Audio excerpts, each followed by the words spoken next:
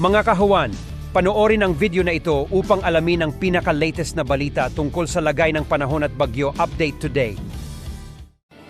Sa ating latest satellite images, makikita po natin narito yung bagyong si Francisco. Again, may international name po siya ng Mekala. Nang ibig sabihin po nito, Angel of Thunder mula sa bansang Thailand. Ang huling lokasyon ng bagyong si Francisco ay sa 1,315 kilometers east ng southeastern Luzon. Lumakas pa po ito, nasa 100 kilometers per hour yung kanyang yung hangin malapit sa gitna.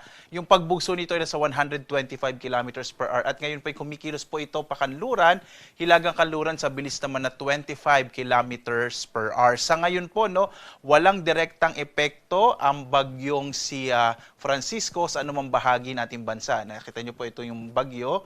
Meron po mga kaulapan, ito po ay mula sa trough o extension ng bagyo.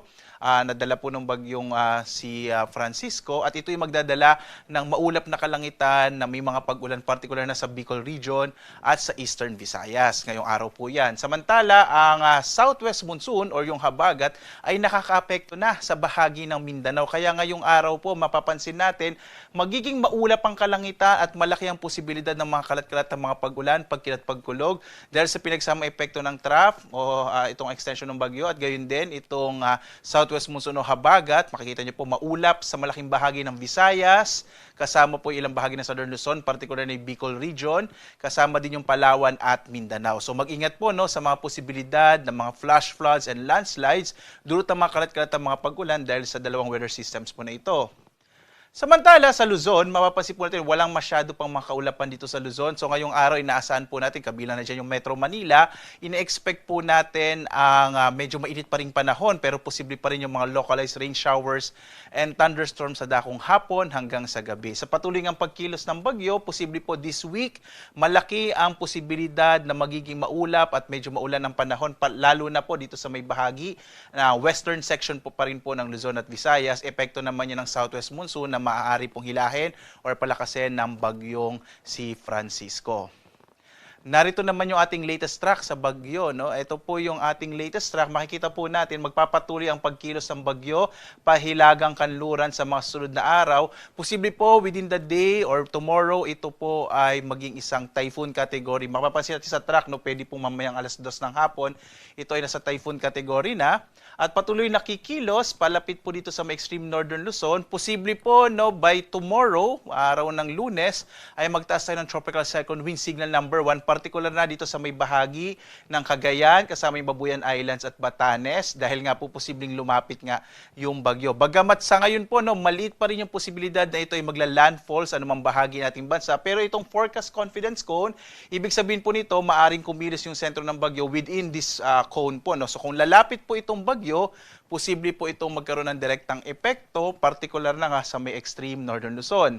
Patuloy itong kikilos at by Thursday or Friday, ito ay nasa may bahagi na po ng southern part ng Japan. So ito po yung ating posibleng maging pagkilos ng bagyong si Francisco. At sa patuloy niyang pagkilos pahilagang kanluran, maaari nga pong lumakas yung habagat, kaya magiging maulan or malaking posibilidad ng maulap na kalangitan na may kalat-kalat na mga pag-ulan, lalong-lalo na po sa may kanlurang bahagi ng Luzon at Visayas, kabilang din yung kanlurang bahagi ng Mindanao. At narito naman po yung mga lugar kung saan posibleng magkaroon ng mga pagbugso pa rin ng hangin. Bagamat sa ngayon po wala tayong nakataas sa tropical cyclone wind signal sa anumang bahagi ating bansa. Pero yung southwest monsoon ng habagat, maaaring magdala ng mga pagbugso ng hangin dito nga ngayong araw sa may Siquijor, Camiguin at southern portions ng Davao Oriental, Davao Occidental at Sarangani. Bukas, araw ng Lunes, posible rin may mga pagbugso ng hangin sa malaking bahagi ng Kabisayaan, kabilang din yung Romblon, at ilang bahagi ng Mindanao. Pagdating po ng araw ng Martes, posible din yung mga pagbugso ng hangin sa Batanes at Babuyan Islands. Ganyan sa ilagang bahagi ng Cagayan, Apayao, dito sa may kanlurang bahagi ng Luzon, kasama rin yung Aurora, malaking bahagi ng Southern Luzon, malaking bahagi ng Kabisayaan at ilang bahagi po ng Mindanao. So mag-ingat po dahil sa mga pagbugso ng hangin, maaari po tayong magkaroon ng mga disgrasya. Kaya dapat po iba yung pag-iingat po dahil nga bagamat walang nakataas na tropical cyclone wind signal, posible pa rin yung mga pagbugso ng hangin. Iba yung pag-iingat po mga kababayan.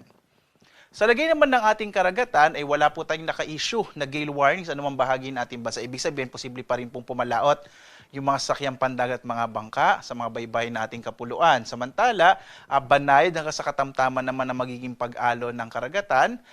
Mag-ingat na lamang po kapag may mga thunderstorms. Ang patuloy na paalaala ng Pag-asa kapag po may mga pagkinat pagkulog, kung minsan nagpapalakas yan ng alon ng karagatan. Kaya iba yung pag-iingat, lalong-lalo na sa mga maliit na sasakyang pandagat at mga bangka sa mga baybayin po ng ating bansa.